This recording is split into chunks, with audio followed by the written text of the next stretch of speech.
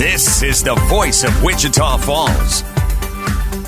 Well, guys, welcome to another edition of the Voice of Wichita Falls. Henry Florsheim here in the studio with me. I'm Mike Hendren. How you doing, Henry? I'm good. I'm relaxed these days. You are, yeah. My schedule's gone somewhat back to normal. Are you kind of bored now? Or? I'm not bored, but I'm actually able to get stuff done that I was putting off for 2 months. So I'm happy.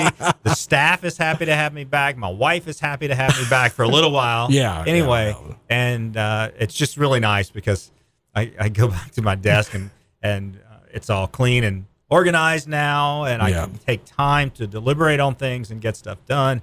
It was intense there for a couple of months. It really was. And for those of you, in case you missed it, we had a bond election a couple of weeks ago. And up until then, Henry has been busy traveling around the city and talking to different groups of people. And how many meetings did you do? I think I ended up doing right at 50 presentations for different civic clubs and business groups and all sorts of gatherings of people wanting to learn more about the city and what the propositions were about and what they would do. And so we did a lot of good work helping people understand where the city's trying to head. Unfortunately, we didn't get the results that we wanted, but the city's going to keep moving forward, trying to build a better place for workers to come and companies to grow and that sort of thing. Last week, the mayor, Stephen Santiano, was on the air on my show, Wake Up Call, on NewsTalk 1290. And we actually had that video posted online if you want to go watch the video and listen to his remarks. And basically what he said was, look, we still want to do these things.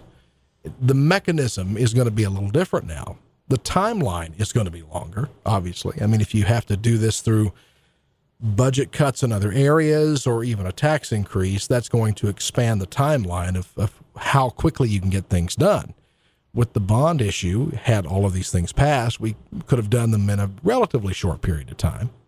Some of those projects still take a couple, 3 years to do, but exactly you could start soon. Just because an election turned out a certain way, that vote was whether or not the city should use bonds to finance those projects. Right. The city's been working on a strategic plan for a long time, and they update it all the time, and they've identified certain areas that they've got to put some emphasis on.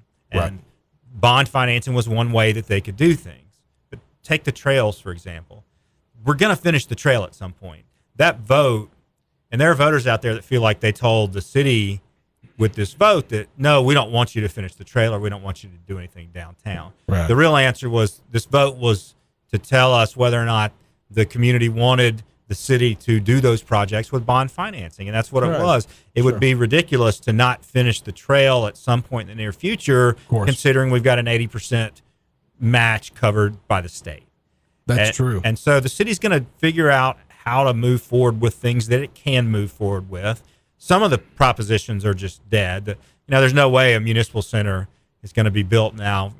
It's going to cost $70+ million. The city can't just make that happen with some other form of financing. But some of those projects the city does need to move forward with in one way or another, just not through bond financing. Right. So that's what they're working on now. Right. Well, let's talk a little bit about, I do want to talk a little bit about downtown and about businesses there. And one of the things that I've heard from a couple of people is they're concerned about the tax valuations and how the value of the property is viewed. Some of the tax valuations downtown are pretty low, but we're talking about buildings that have been empty for years. They've fallen into some state of disrepair. There hasn't been anything there for a long time. And there's some concerns about the tax valuations being so low. Obviously, the sale price of the property is going to be much higher than the tax valuation in most cases. But do you think is there really a concern there? Is there really a problem there? Does having a low tax valuation on a property in a place like downtown Wichita Falls hurt the marketability of it? Well, it's interesting you bring that up because I heard this a couple times during the campaign. Everybody was talking about their tax values going up on their property and complaining about it. And somebody mentioned, I thought it was real funny, I've never seen so many people upset that their property was worth more money. As far as downtown goes, I'm going to say it depends. If you're an investor and you know the story of what's happening down there, then having low valuations and less expensive appraisals can help you because you can go in and get property cheaply. If you're looking in from the outside, you don't know what's happened lately in Wichita Falls, and you're purely looking at that building and what it's appraised at or what the tax value is, then you're going to say, well, maybe something's going on there I'm not interested in. Right. At the same time, we had an investor come in from out of town about 3 years ago and buy Big Blue because of what he saw. He found that property on a real estate network site, and a 12-story building in the heart of a downtown district for really cheap. Yeah. And so it attracted him to come in and buy that. And since then, Will Kelty's bought, I think, 5 other buildings downtown, or maybe 6 downtown. And so I don't think it kept him from being interested. Right. And so others, I would say, it really just depends how hard a look they take at us. Yeah. Well, but it would be difficult to actually go downtown these days and see the activity that's happening, and say that's not an opportunity for an investor, because that's really what it is. Well, you go back to that saying that nothing attracts a crowd like a crowd, and if you got a crowd there, other people get curious and naturally want to see what all the action is about. But it would seem to me that the marketing of downtown would be a little easier with the lower tax valuations. I can understand why some people are concerned about it. Now, part of your job as the CEO and president of the Chamber of Commerce, part of the Chamber of Commerce job is to market the city, to attract people here, to go out and find potential investors and businesses to come here. And downtown has been a big focus for you. And just in case someone's missed it, I want to reemphasize why such a focus on downtown. It goes back to workforce. It's not downtown for downtown's sake, and it's not some deal to make those property owners down there richer. It's for the entire city. Yeah. We'll keep talking about this workforce issue because it's the most important issue that we're facing. Absolutely. As the only age group that is growing in Wichita Falls continues to age, that's 55 and up, and we're losing people in every other age group.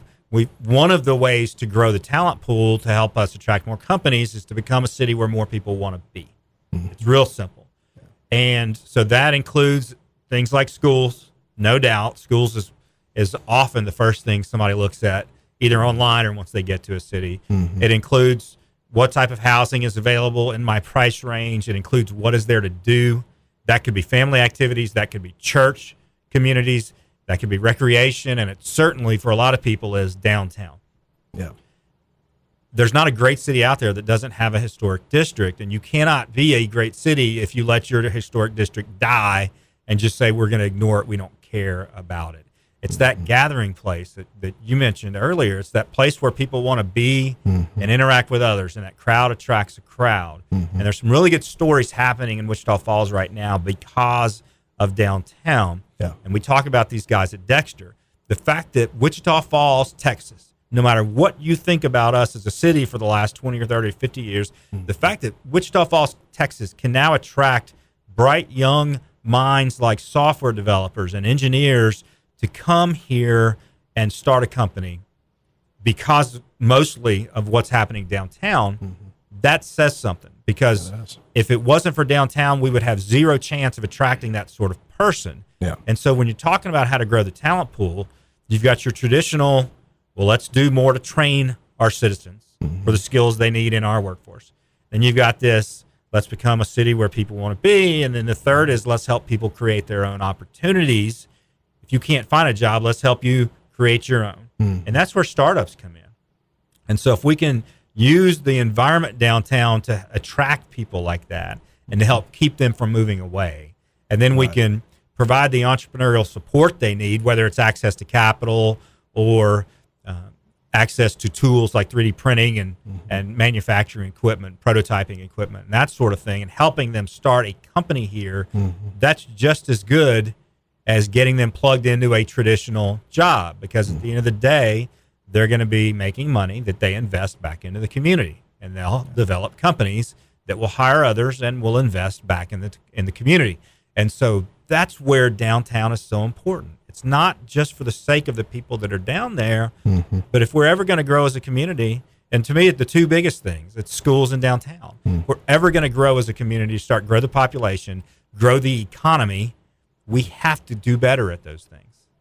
You mentioned Dexter, and I noticed someone a couple of days ago on Facebook talking about Dexter, and Michael how you say his last name? Olaya. Olaya. Thank you. For just a moment there, I had a moment. Someone had commented on something. He commented, and someone asked, are there a lot of programming jobs in Wichita Falls? Well, no, there's not. But you don't have to do those kinds of jobs now. You can do them remotely. You don't have to be in LA or New York or Dallas or someplace. You can be in a place like Wichita Falls and program for someone halfway around the world.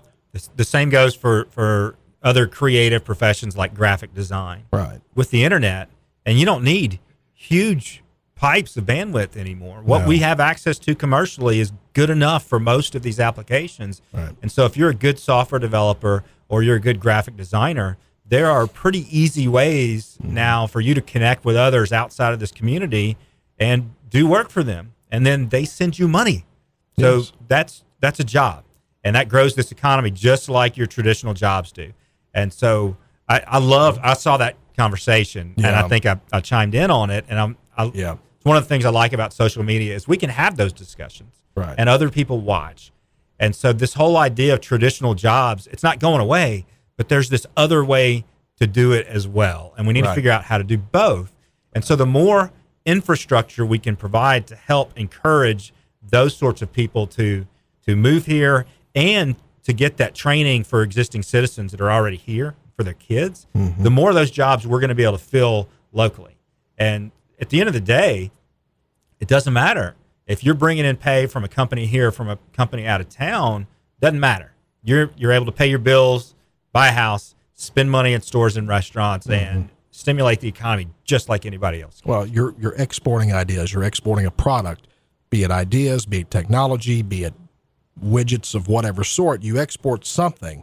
You earn money for that. It brings new money back into the economy. No doubt. And that's a great thing. We've been talking about needing to figure out how to attract and retain young professionals since way before I got here. Yeah. And now we're not going to attract tons of more white collar jobs overnight because we don't have the workforce for a huge corporate headquarters.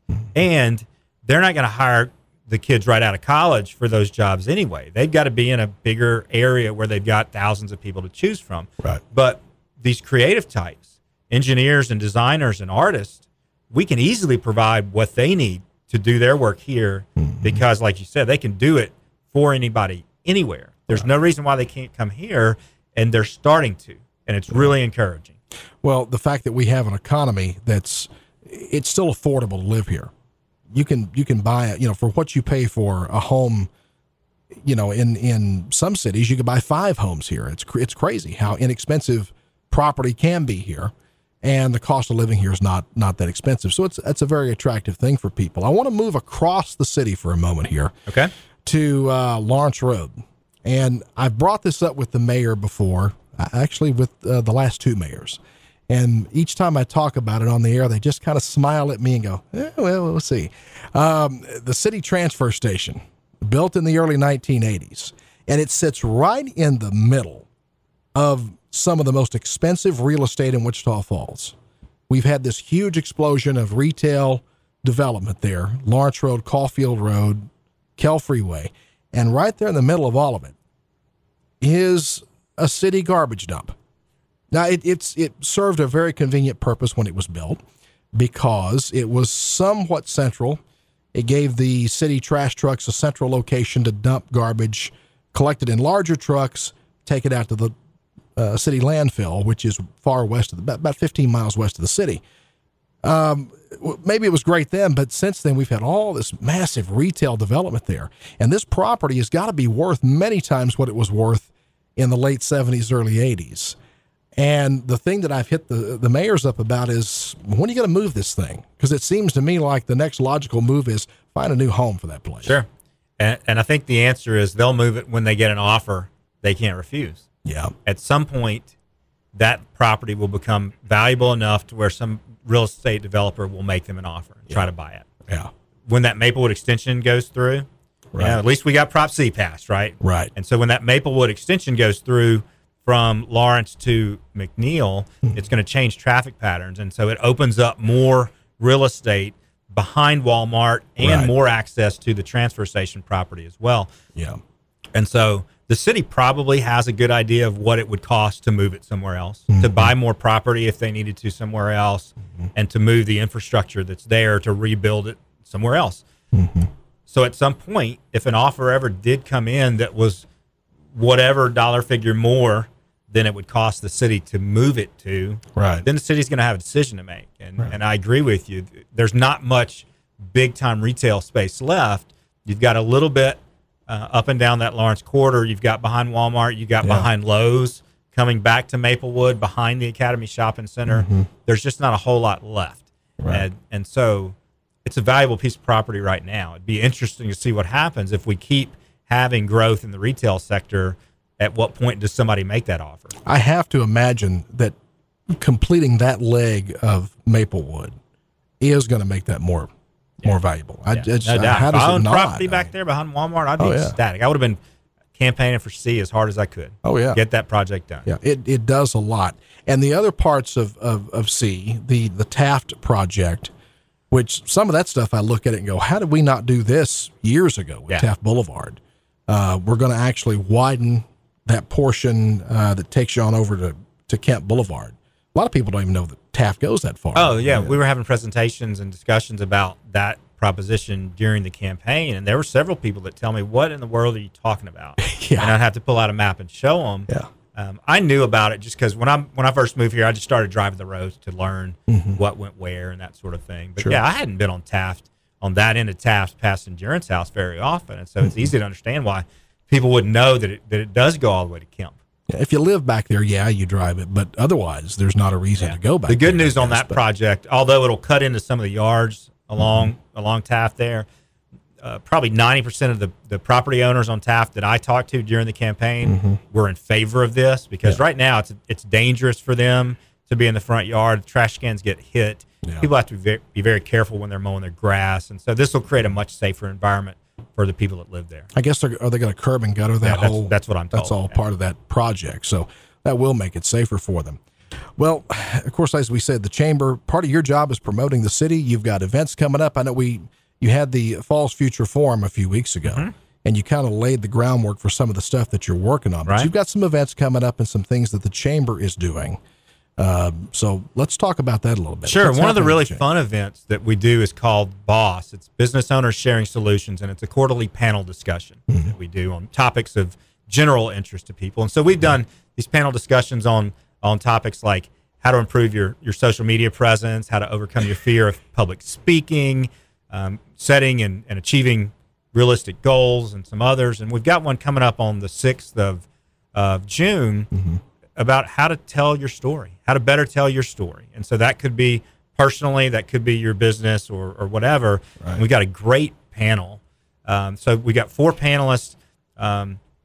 We've got Leland from Xylo Bats. That's a really cool story. If you haven't met the guys, they're manufacturing baseball bats in Wichita Falls, and they've got a major leaguer using them now. Really a cool deal. That is. We've got Simeon Hendricks from United Regional. He was with Jackie Hager's team for a while. Great videographer. Tia Reed from Union Square, and then Nicole Kirk from Deerheart Designs, who was one of the Idea Wichita Falls winners a couple of years ago. And so these are any one of those would be a great panelist. But the 4 together, we're going to spend about half the time. I'll moderate a panel discussion, just asking them, we'll talk about, how do you tell your story? What tools do you use, and what do you keep in mind when you're trying to get your reputation out there, that of your business? And then the groups at the tables, everybody will be seated at 8 top round tables. For about a half hour, they'll get to talk about the topic themselves as a small group. And we'll walk around, the panelists will walk around and interact with the groups. And then the last half hour or so, this is a 2-hour program, last half hour or so is going to be the audience asking questions of the panelists. And so it's not just sitting back listening to a speaker for 2 hours. It's an engaging, fun event, and the audience actually gets to participate. And so that's going to be on the 6th of June at the Country Club, and tickets are available. Anybody can come, whether you're a chamber member or not. And so if you're interested, just call the chamber at 723-2741 or look on our Facebook page, because we've got all the info on there. So that one we're really excited about. And then we've just got all sorts of other things we're planning events and programs for our members and for the business community. And then the biggest thing that we're working on is starting to implement this new plan for growth for Wichita Falls, this new strategy that we've been working on for almost a year now. Right. We're just finalizing the implementation plan. And once that's done, we're going to start putting the teams together to work on each of the catalysts and really start moving some stuff forward, moving the needle forward in Wichita Falls. The average citizen out there, how do they help this along? How do they impact it? What kind of interaction or involvement can they have with this plan? Sure. So we're going to create action teams to work on each one of these catalysts. And it'll be made up, those teams will be made up of much more than just the steering committee that assembled the entire plan. And so the first thing I would say, if anybody's interested in learning more and seeing if there's an area that they'd like to participate in, is to read the plan.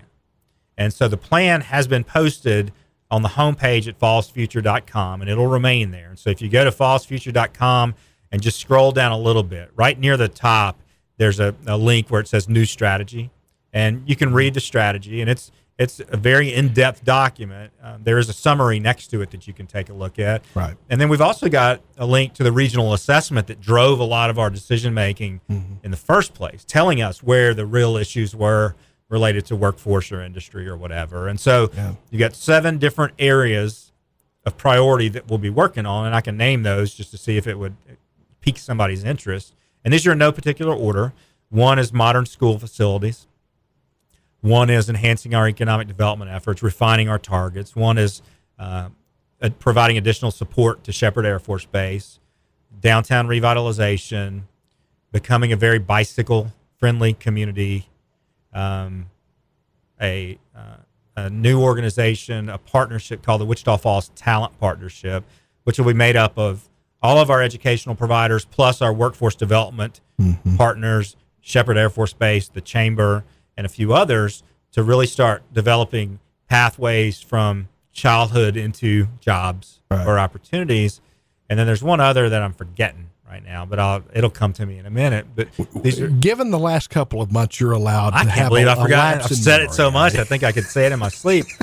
But the point is, no one catalyst would be a fix-all by itself, but all these things together can be. Well, that's just it.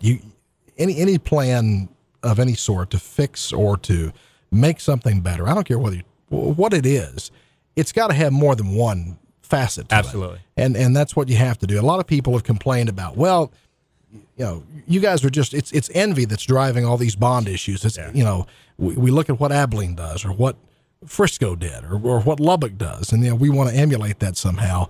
Well, you do look at other people's successes. What have they done that has been successful, that has benefited them, and then figure out how you can use that same plan or strategy, how you can weave it into your own plans and make yourself better. Right. You adapt it. We don't want to be Fort Worth or Oklahoma City or Abilene or anywhere else. We want to be the best Wichita Falls we can be. Right. And I got called out on a statewide political blog during the campaign because I had made comments about, if we really want to be a great city, we've got to figure out how to address these issues. Yeah. And the guy said, well, this is just pure envy, trying to keep up with the Joneses. And it's not that. But it's some of these things make sense for every community. You've got to have good modern school facilities. Sure. It's not that we're envious of somebody else, although maybe we are, but that's not why we need to move the needle forward. We need to advance the ball on school facilities because that makes people want to be here. Right. And so same goes for all these other things, and some of them directly impact the economy, and some of them are indirect. Things like parks and trails, they don't pay for themselves, but they provide that atmosphere that attracts people, and the more people are attracted to your place, the more companies you can attract. Right. I did remember the 7th catalyst, and that's developing an incubator entrepreneurial makerspace. And so we're already ahead of the game there because the Dexter folks are operating, and part of what was in that plan is what they're starting to do. And so there will be some public-private partnership work being done to help support their efforts and to help create even more entrepreneurial startup services, more access to capital and that sort of thing. So somebody comes in with an idea, develops a prototype, we can help them figure out how to get to market, how to find capital to start and grow the company, and that sort of thing. So obviously you've had a lot of involvement from a lot of people, but in terms of the city itself, MSU, Vernon College, all of these other components that are coming together, how are we working together as much as we should and as well as we should? I think we're working together more closely than we have in a long time. Yeah. This steering committee that we put together to develop this new plan is about 35 people and is the most diverse group I've ever worked with on a strategy. About half men, half women. It was very racially diverse, and it included all of our key sectors like manufacturing, healthcare, small business, military, education, nonprofits, the arts, government. I'm sure I could go on. Yeah. On and on. And so as much of our community as we could involve in that, we did. Right. And it's been a very transparent process, and those documents are available online for anybody to look at. And remember, we had thousands of people respond to that survey we did last fall as well. And so the public got to provide their own input into the plan, and it was listened to.